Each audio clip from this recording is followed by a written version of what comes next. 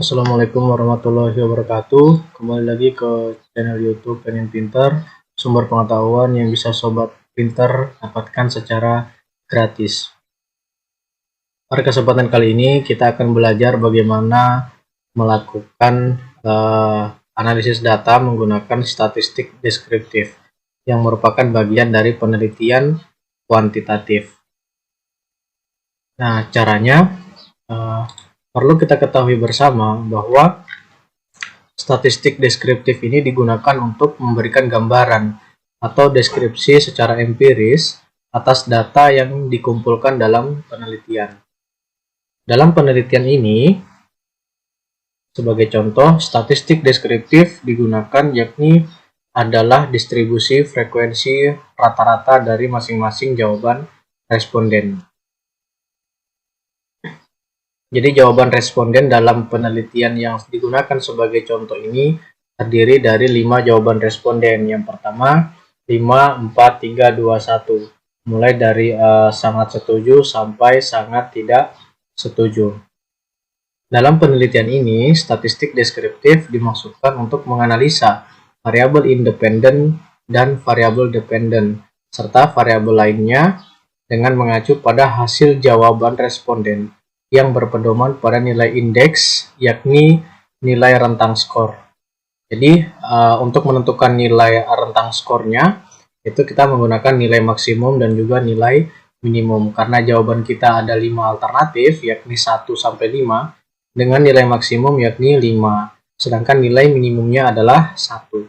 Dengan demikian, untuk memperoleh lebar skala, itu sama dengan 5 dikurang 1 dibagi dengan 5 dengan hasil lebar skala 0,8. Dengan demikian, mulai dari range 1 sampai 5 dapat diketahui bahwa tabel untuk dasar interpretasi rata-rata 1 sampai dengan 1,80 itu dengan interpretasi sangat buruk hingga pada 4,21 sampai 5,00 dengan interpretasi sangat baik. Nah, maksud dari statistik deskriptif ini sebagai contoh, sobat pengen pinter bisa melihat tampilan layar. Ini adalah salah satu hasil dari analisis dari statistik deskriptif itu sendiri berdasarkan dari jawaban responden. Jadi 5, 4, 3, 2, 1 ini adalah pilihan atau alternatif jawaban responden. Kemudian nilai sig ini adalah jumlah dari masing-masing jawaban responden terhadap pertanyaan atau pernyataan di kuesioner.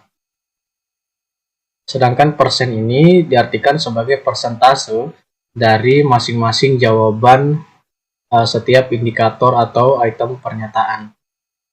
Nah, di sini Pengen Pintar akan berbagi bagaimana kalau kita menggunakan sampel atau contoh indikator dengan menggunakan 6 indikator. Nah, contohnya seperti ini. Nah, perlu sobat pintar ketahui bahwa dalam melakukan analisis data menggunakan statistik deskriptif bisa mengakumulasikan menggunakan Microsoft Excel atau bisa juga menggunakan software aplikasi SPSS. Namun pada kesempatan kali ini, sobat pintar akan diberikan penjelasan terkait keduanya. Yang pertama, kita akan belajar cara menentukan atau membuat tabel seperti ini menggunakan aplikasi atau software Microsoft Excel supaya lebih mudah. Sebenarnya sama-sama mudah, hanya saja Microsoft Excel lebih simple dalam pengoperasiannya. Jadi kita di sini menggunakan satu variabel saja dulu sebagai contoh, yakni variabel X1. Variabel X1 sampai indikator X1 sampai X1.6 ini adalah bagian dari variabel X1 atau indikator dari variabel X1. Sedangkan jumlah respondennya sendiri itu masih menggunakan 39 responden. Nah, ini adalah contoh yang bisa kita lihat bersama. Kita hapus dahulu. Nah, Jadi ketika sobat pintar memiliki lebih dari satu variabel, maka caranya sama. Selesaikan terlebih dahulu satu variabel, kemudian variabel selanjutnya. Yang pertama, kita akan menganalisis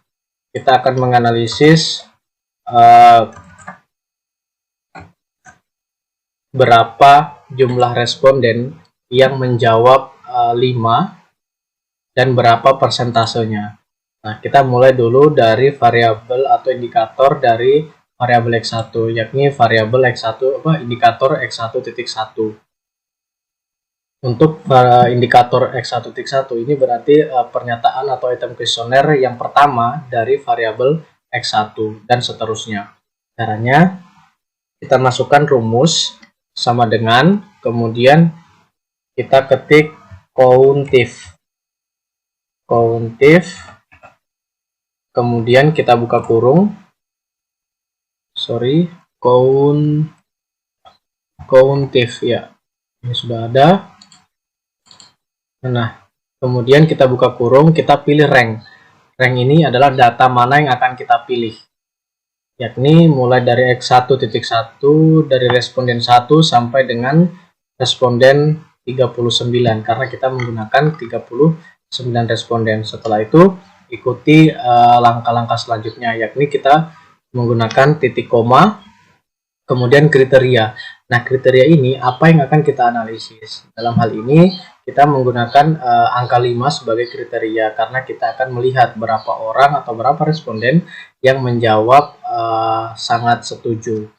Kita ketik 5, kemudian kita balas kurung dan enter. Nah, seperti yang kita lihat bahwa frekuensi atau jumlah responden yang menjawab sangat setuju dari pertanyaan X1.1 adalah sebanyak 3 orang. Nah, kemudian selanjutnya untuk melihat pernyataan dari variabel X1 atau pernyataan kedua dari variabel X1, kita copy saja untuk mempermudah atau mempercepat dari langkah-langkah sebelumnya. Kita paste. Nah, namun kita harus pahami bersama bahwa ini masih salah. Kenapa masih salah? Karena ini masih mengikut dari indikator X1.1. Dengan demikian kita perlu melakukan pengkajian ulang dengan cara double klik, kemudian kita hapus pada rank.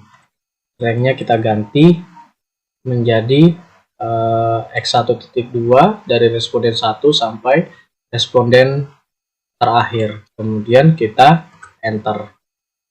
Nah, ini adalah hasil dari pernyataan kuesioner kedua dari variabel X1. Jadi yang menjawab 5 itu ada 6 orang. Dan seterusnya. Jadi kita copy lagi, kemudian kita pastekan. Kemudian kita double klik, kemudian kita pindahkan ini ke bagian X1.3. Kita enter. Kemudian kita buat lagi untuk variabel atau indikator X1.4.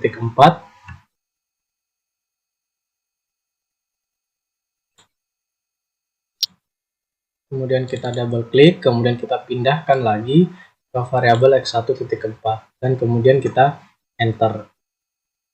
Kemudian kita buat lagi untuk variabel X1.5.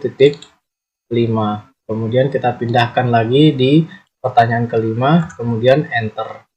Kemudian kita buat lagi yang terakhir, kita pindahkan lagi ke pertanyaan ke-6, kemudian kita enter. Kemudian untuk mencari persentase dari masing-masing jawaban responden terhadap masing-masing pernyataan atau indikator dari variabel, kita masukkan rumus sama dengan, kemudian kita pilih berapa yang akumulasi responden yang menjawab pertanyaan tersebut. Kita pilih sel K4 ya, kemudian kita bagi dengan jumlah responden yakni 39, kemudian kita kali dengan 100%. kemudian kita enter. Nah, ini adalah hasil dari persentase masing-masing jawaban responden terhadap indikator atau pernyataan kuesioner. Kemudian kita drag saja ke bawah.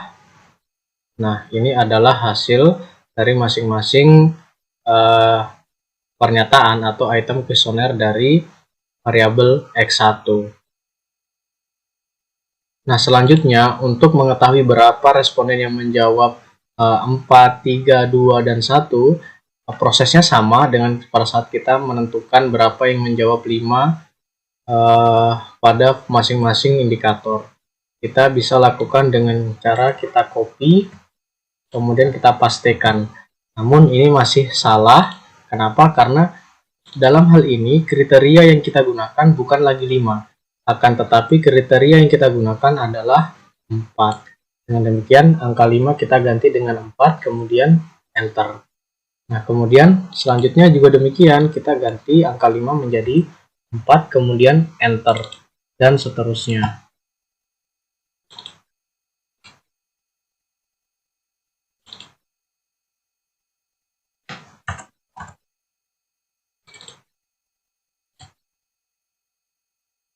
Selain itu, kita juga harus melihat apakah posisi dari rank yang kita pilih ini sudah sesuai atau belum. Jika belum, maka kita harus menggeser dari masing-masing indikator yang dituju. Karena dalam ini yang kita tuju adalah variabel X1.1, maka ranknya kita pindahkan ke indikator X1.1, kemudian kita enter. Kemudian untuk X1.2 juga kita lakukan hal yang sama.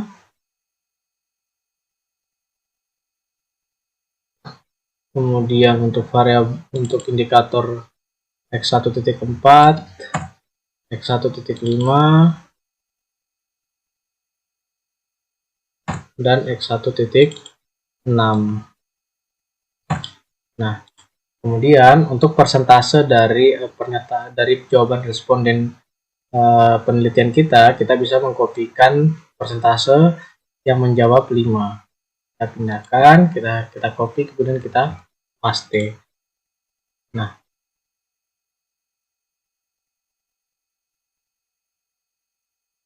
dengan demikian maka kita peroleh hasil dari masing-masing variabel atau indikator yang dimiliki oleh variabel.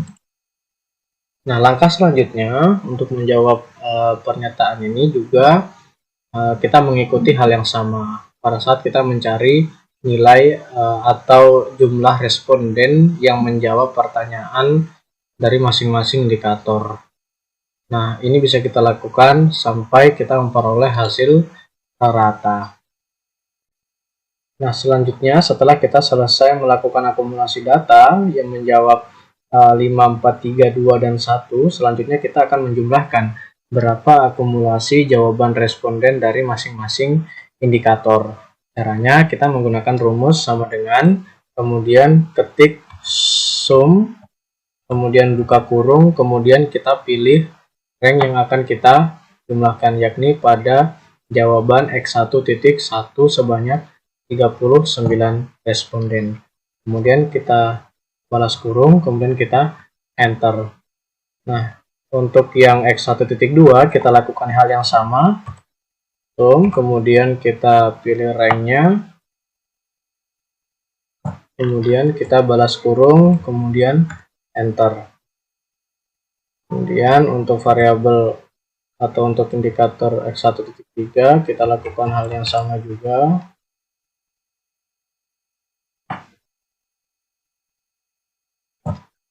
Kita enter. Ketiga, yang keempat,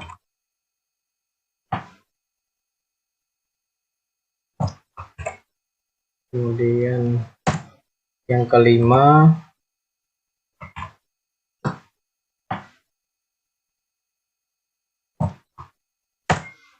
kemudian yang terakhir 6.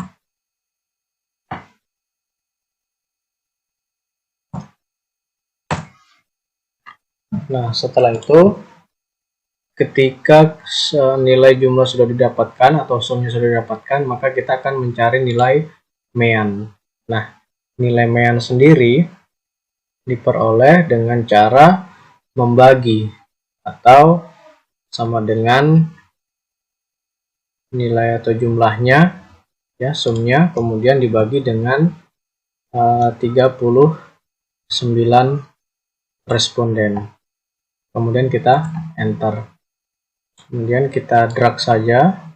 Nah, ini adalah mean dari masing-masing pernyataan atau kuesioner.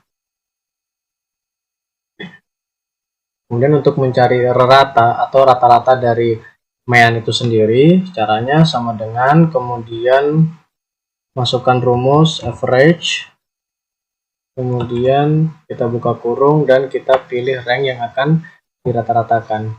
Kemudian balas kurung dan enter. Ini adalah hasil dari rata-rata dari variabel X1. Nah, ini fungsinya untuk apa?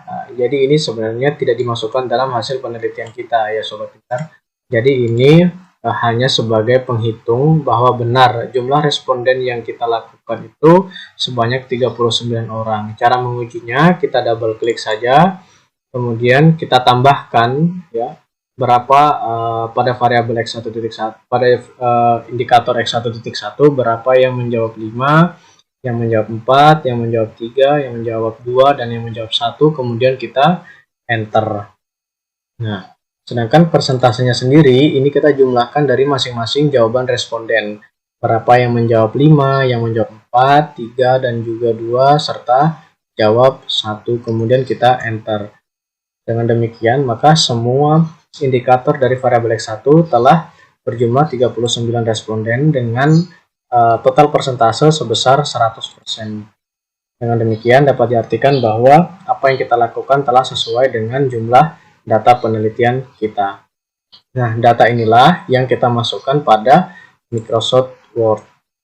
Nah, kemudian kita interpretasikan. Berdasarkan tabel di atas, diketahui bahwa nilai rata-rata pada variabel X1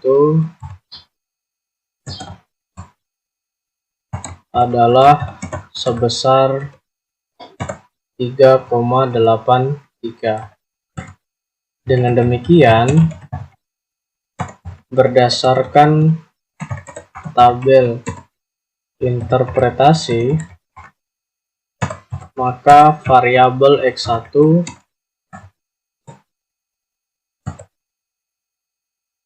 dapat dikategorikan. Nah, untuk melihat kategorinya ini, Sobat Pintar bisa melihat tabel dasar interpretasi yang sebelumnya kita buat.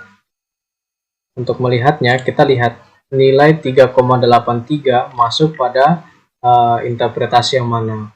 Nah, jika kita melihat, maka nilai 3,83 masuk pada kategori atau interpretasi baik.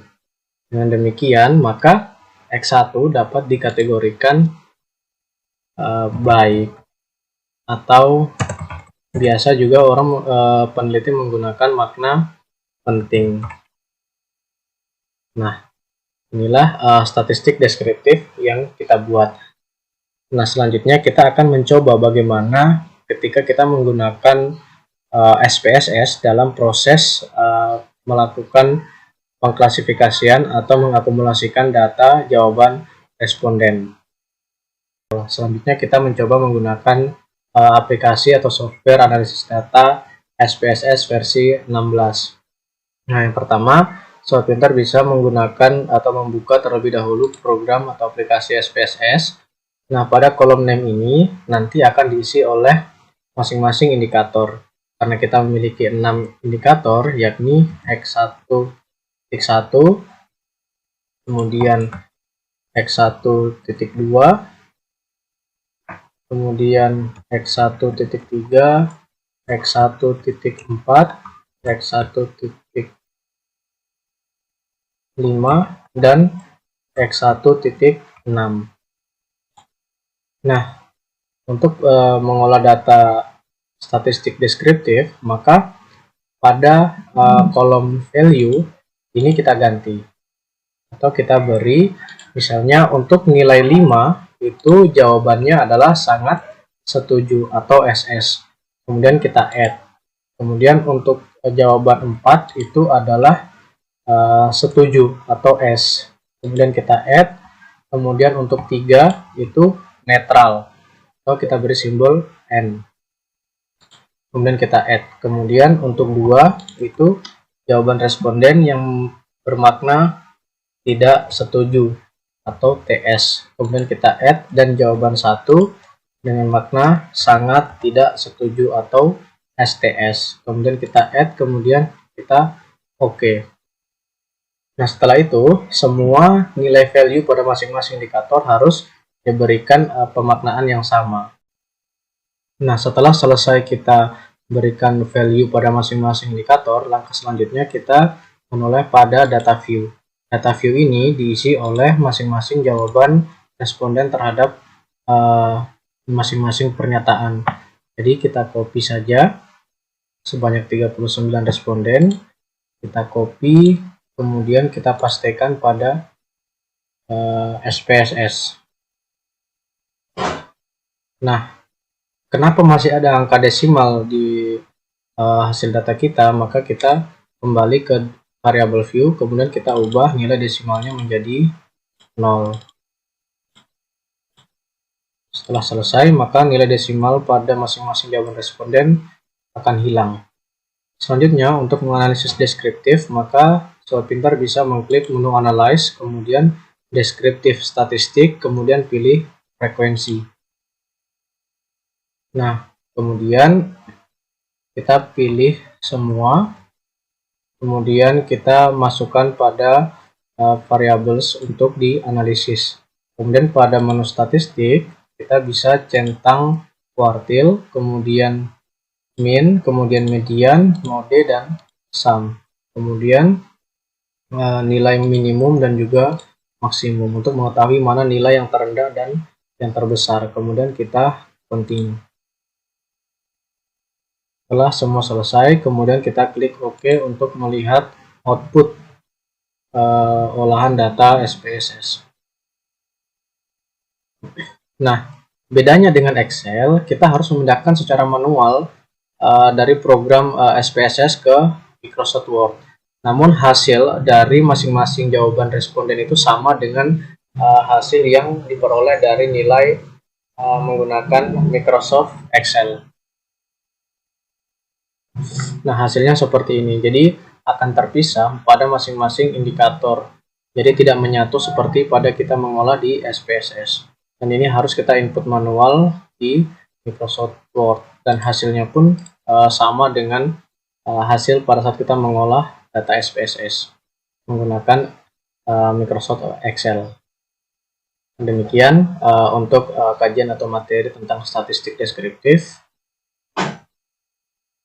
Jangan lupa like, komen, dan juga subscribe pada channel YouTube Pengen Pintar. Semoga apa yang kita pelajari hari ini bisa berguna di masa depan. Jangan lupa juga bagikan materi ini atau channel YouTube Pengen Pintar kepada teman-teman sobat pintar semuanya. Sekian dari channel YouTube Pengen Pintar. Assalamualaikum warahmatullahi wabarakatuh. Terima kasih.